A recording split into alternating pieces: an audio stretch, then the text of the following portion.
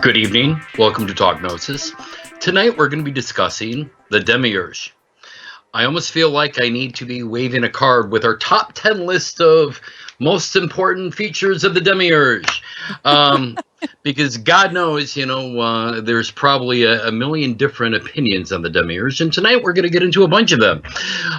Welcome, Bishop Peterson, and welcome, Jonathan. First time on the show, our producer, Jonathan Stewart. How are you this evening, both of you? Doing well. Fantastic.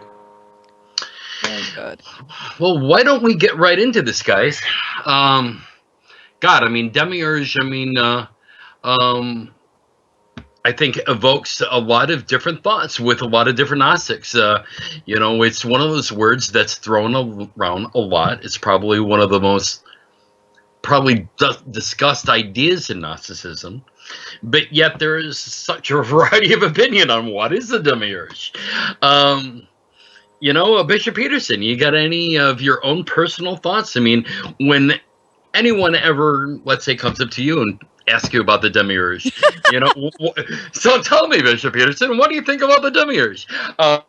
In all seriousness, what do you say to people? Because, sometimes I just look at them. I mean, if that question comes up and I kind of shake my head, but, I would kind of like your opinion on this. Yeah, I think that you said the term Demiurge gets thrown around a lot, particularly by Gnostics who want to blame all misfortunes on the Demiurge, although lately, at least in my circles, people tend to blame the Archons a bit more than just the Demiurge. But there were different Gnostic schools that had different views of the Demiurge. The Demiurge is, on some level, a secondary god. In some schools have thought he is the chief of the Archons, these oppressive powers that can keep us distant from the God above God, the true God. But the exact nature of the Demiurge does vary by school. In some cases, he's this, really kind of a demented, horrible creature. In other cases, he may be misguided, but there's something wrong with the fellow in most cases. Usually there's a pejorative understanding of the Demiurge. In Jordan Stratford's Living Gnosticism, he says a few things here that I think are kind of interesting. He, describes the Demiurge as the half-shaper and as a problematic figure. And, he points out that he's just, at no point is he, the Demiurge, a creator per se. He is a craftsman, an organizer. All the stuff of the universe pre-exists him, and he organizes it in its current form. The librarian, the carpenter does not make the wood. The librarian is not the author. And I think that this is important in understanding, my understanding of the Demiurge, is that the Demiurge is not the creator of matter, but kind of organizes things. And when we talked about the Archons before with Monsignor Rasbach, when we talked about how they are powers, they are blind and in many ways ignorant, but they nonetheless have these powers that organize a world system. And for myself as a Gnostic, my response, my ministry is toward the liberation of humanity from the world system. There's also an interesting bit that he quotes from the Secret Book of John. Now, the Archon who is weak has three names. His first name is Yaldabaoth, meaning child. The second is Saklos, fool, and the third is Samael, blind one. And he is impious in his arrogance which is in him. For he said, I am God, and there is no other God beside me. For he is ignorant of his strength, the place from which he had come. What I find interesting is that the author of that passage identifies Yaldabaoth, or the Demiurge, as weak from the very beginning. And one of the things that I think we see in people that we know who are insecure or don't actually have a lot of natural authority is they will bluster about being in charge. there's that kind of an arrogance there, and so I immediately identified with that passage because I know exactly what that kind of person is. Unfortunately, those kinds of people can be very difficult to deal with, and you oppose them because they have no conscience in many cases, or because their own self-worth is wrapped up in domination. They'll go after you. So I see in that the notion of the demiurge as this secondary god who is completely arrogant, who does not have the real power but wants everybody to think it, and therefore has power because we've ordered ourselves around this gigantic 800-pound gorilla. Mm-hmm. And so that's what we've done. So that would be my notion of the demiurge myth. Interesting. Jonathan, I'm going to throw this out at you. I know that a lot of people, not necessarily Gnostics, but some Gnostics do, throw out this kind of idea of the Demiurge being the god of the Old Testament. And I know that you've got a rant on this. So I would like to hear kind of what you have to say when people kind of throw out that question to you. I definitely have a rant on that. It's a bit of a bee in my bonnet because I don't know why. Maybe the Demiurge is sending me that to enrage me, but I've been seeing it a lot lately. I see it from smart people. I see it from stupid people. I see it often as sort of the elevator speech for Gnosticism when people are trying to explain it, maybe in passing in blog posts or Wikipedia style entries that aren't as smart as Wikipedia. But a careful reading of any Gnostic scripture definitely reveals that the Demiurge is not the god of the Old Testament. The first Gnostics were Jews, and they weren't throwing the baby out with the bathwater. They weren't renouncing their holy books and their God. Now they were definitely kind of combing through the scriptures. The way I've summed it up, my elevator speech is that they gave any of the negative aspects of the God of the Old Testament. Anytime he's acting like a prick, excuse my language, that's a demiurge acting. And anytime that he's acting like the God of truth and justice and compassion, then that's the true God working through. So I think that's a gross oversimplification, and I think it's a dangerous one that's very common. It's dangerous because it can be construed as, say, an attack on Judaism. And you hear crazy things like, oh, Gnostics, they must be anti-Semitic. Well, no, of course not. Particularly since, the ancient Gnostics, I believe, and some scholarship backs up that they were probably Hellenistic, Egyptian-influenced Jews. And then we do have some stuff like in the heresiologists. So the early church fathers who were writing about the Gnostics. They didn't like them very much, but they did give us some reliable information. And they mentioned that the Gnostics did believe that a lot of the prophets of the Old Testament, a lot of the prophets who were calling for justice, Isaiah, Jeremiah, that those prophets were mouthpieces for the true God, that those prophets were transmitting Sophia.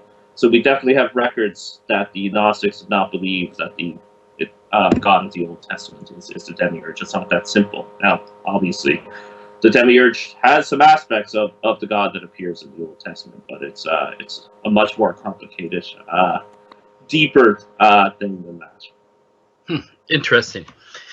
When people ask me that question, I kind of throw it back at them and usually get a kind of a strange reaction. Is when they ask me who is the Demiurge, I kind of look back at them and say, we're all the Demiurge. I'm the Demiurge, you're the Demiurge, we're all the Demiurge. And then they kind of look at me like, okay, what has Bishop Canterbury been smoking? And what have you been smoking? I don't smoke, but I do vape. But anyways, what I usually go on to say about that is that the reason that we're the Demiurge is that humanity, we tend to be the blind one. We tend to create God in our own image. We create the gods that we want. We create gods in our own image. In fact, it doesn't matter whether we're Muslim or Christian or Hindu, is that most people kind of pick and choose. I mean, I think many very strict Catholics would almost call it like cafeteria Catholicism, where people kind of pick and choose the scriptures that they want, and so as mankind, we're the ones who are ignorant of Sophia, of wisdom. So we're the demiurge, and it is kind of this process of us kind of shedding all of this, I think, to get to that point of enlightenment. But so when they ask me, well, you don't believe in a like a physical demiurge? I said, no, because I'm not a fundamentalist Gnostic. I don't believe in a literal sense of any of this. These were all symbols, and all symbols of ways of discussing certain processes, but weren't ever meant to be taken literally. Definitely. Bishop Ken, it's so funny that you said all that, because I've used the same line. When people ask me, what is the demiurge? I said, well, I'm the demiurge. I've had that experience. One of the reasons that I'm a Gnostic, why I'm here, and why I've chosen this path, is because I've experienced it to be true. Now, when I say that, I don't mean I've flown through the heavens and stared the demiurge in his face while he sits on the throne. I mean, I've experienced being what I thought was the isolated God of the reality I created. Oh, look at me! I'm so great. I've done so many good things. I'm basically a god. That's I haven't literally thought that, but at the heights of my ego, I've had those demiurgic experiences, and it's one of the reasons why I'm a Gnostic. I've experienced that it's true, and when I've had some of those insights of Sophia, some of those flashes of wisdom, I've been like, oh. Okay, it turns out I am not an ultimate god ruling my own destiny and ruling my own world and ruling my own reality. Huh. I think it's, for me, the question of whether a demiurge is a construction based on our own damage, or whether there is a literal demiurge, to me, maybe a question it's too early to ask that question for many people. For many people, you have to start internally anyways, because whether you're dancing around a literal 800-pound blind, a stupid gorilla who thinks he's God, or whether you are dancing around your conception of a God that is an 800-pound gorilla and that's menacing you, you have to start on yourself first. And if it's easier to treat this as a literal creature or entity, or whether you are recognizing that it is a convoluted way of thinking that is blocking your liberation and ability to commune with the divine, I don't think it matters so much at that point. At that point, you have to start on yourself and acknowledge that this has power because you've given it the power, and acknowledge its power, and then you can start that process of working your way through that. And at some point, you may come to your own conclusion about whether this is an entity that actually exists, or whether it is primarily a thought form that folks have brought together. Yeah, definitely. And also, Bishop Laney, I would say, when you start experiencing and doing this work, and experiencing stuff that's beyond concepts, you get beyond either or. So the demiurge doesn't have to be either a symbol or a literal reality. I think Bishop Stephen Heller, he's a big Jungian guy, right? Yeah. He loves comparing and contrasting and exploring Gnosticism through the work of the psychologist Jung. And in some of his writing, he's talked about how the demiurge is in the myth of the demiurge is actually Jung's system, psychological system of how the ego comes about, the isolated ego comes about. However, Stephen Heller also seems to believe in a literal demiurge. It's not either or for him. He's kind of as above, so below. We can have these psychological processes, and then maybe there's stuff going on outside of us as well. So yeah, that's kind of my personal reflections where it depends where I wake up on what side of the bed. I'm a big, let's look at this symbolically psychological type guy, and sometimes I get I don't want to say attacked, but everybody's like, you're just looking at it mythologically all the time, and I definitely do favor those interpretations, but at the same time, it's a big universe out there, and my understanding of it is pretty limited. So, yep. And that's one of those things you go back and forth, back and forth. I find that when I'm meditating, whether on scripture or things of the spirit or archons or aeons or whatnot, that kind of bouncing back, if I move back and forth without trying to push boundaries, but just kind of going back and forth, eventually the boundaries and barriers start to move on their own. But it requires that patience with that meditation and pondering. And once the patience has been cultivated, the consciousness will expand on its own, as long as you don't try to force it into a box. Well, there is so much that we didn't even touch on. I'm looking at all of our notes, and this is definitely going to be carrying over into our After Dark program. I would ask all of our listeners, give us a response either on Facebook or on YouTube. What are your reactions when you were first introduced to the idea of the Demiurge? And please share them with us in the comment section here on YouTube or on our Facebook page. We'd love to hear from you. Any exciting news, Bishop Peterson? I don't seem to have any exciting news. Do you, Brother Jonathan? I do not have any exciting news. I've just started a Narfex at the AJC here in Montreal, and if for some reason there's some Montrealer who doesn't know of it yet or know of me yet and catches this show, we're definitely going to be doing some meetings and some sort of Christmas gathering. So feel free to get in touch. Or even if you're, you live close to Montreal, maybe you're in Vermont and you want to come visit and get Gnostic, definitely look me up, and we'll hang wild. And by wild, I mean in a dignified Gnostic fashion. Excellent. Very good. All right, folks, we do appreciate your watching the show, and if you enjoy it and find it helpful, you can support us by going to Patreon, patreon.com/Gnostic.